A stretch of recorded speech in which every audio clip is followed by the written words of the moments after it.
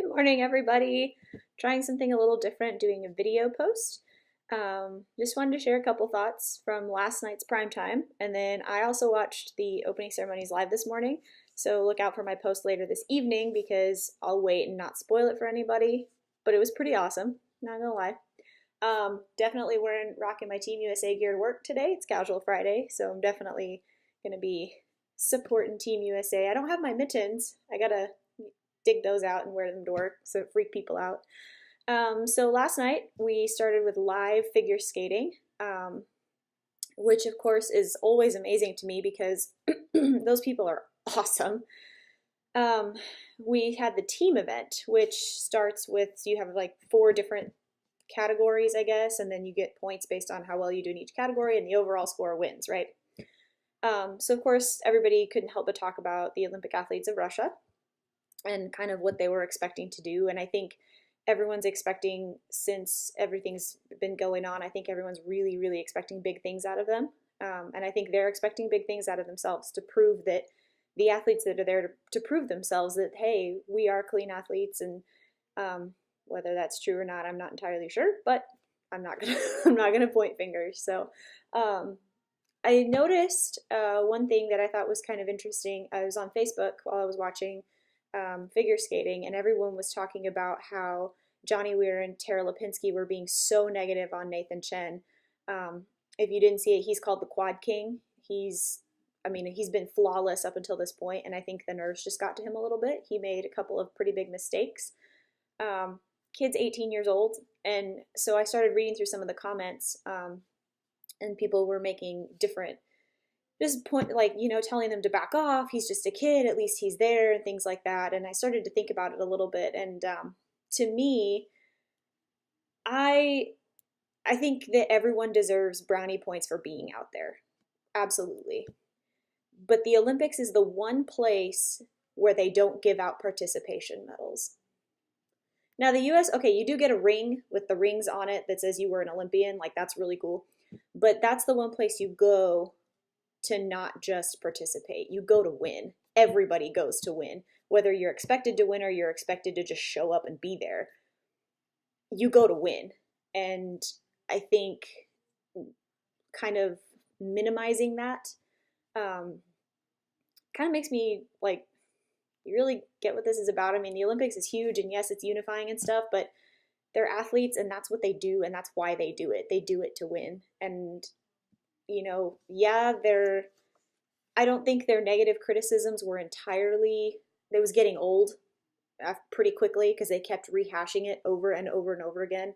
And I know that if I were Nathan Chen, I would be like, okay, it happened. I got to go decompress and be ready for the next thing. Stop talking about it over and over and over and over again. But to minimize it to the point where you can't have any negative criticism because at least you're there, I don't think that's entirely fair either. Thought Mike Tirico did a pretty good job his first night. I'm really looking forward to some of the stuff, maybe something unique he can bring to the table. I always loved watching him in football. So I'm hoping that he kind of brings something a little different because he does follow in some pretty big footsteps of Al Michaels and Bob Costas. So I'm really looking forward to seeing what he has to say. I liked his mildly political interview with the correspondent from China. I think that's a big part of it, and I know people are tired of listening to politics, but it was, ooh, computer almost went to sleep there. But it was interesting to talk about politics in a unifying sense. You know, realizing the weight of the occasion because there is definitely a weight to it.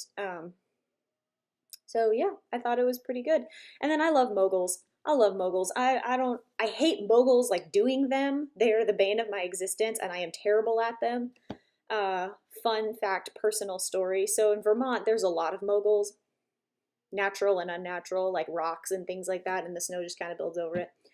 And I was going down some prepared moguls at one point because I thought, I can do this. I've been skiing since I was like 6, so I should be able to do this, right?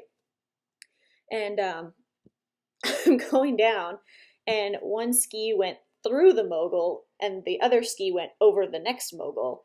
And if you think of the laws of physics, you get stuck and you spin around.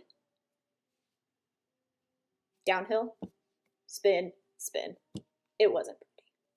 Needless to say, my left ski stayed in the mogul until I hiked back up and got it and brought it back down. So I don't like doing moguls, but I love watching it. There is something utterly inhuman about watching the way they bob. Like, how does that not trash your knees? That is amazing to me. It's kind of funny too. You could see the difference between men and women, right? The women were like, okay, we're just going to get through this. We're just going to qualify. I'm not going to throw out my hardest aerials. And the guys were like, no, we're going for it. This guy threw a Big Mac with a cross, and it was epic. And it was really cool.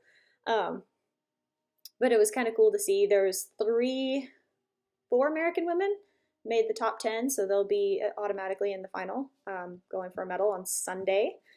Of the men, admittedly I went to bed because I do have to get up super early for work, but so I only watched a little bit of it, but there were 2 American men that had automatically made the top 10, and then 2 other men that were going to get second runs to get into that top 10.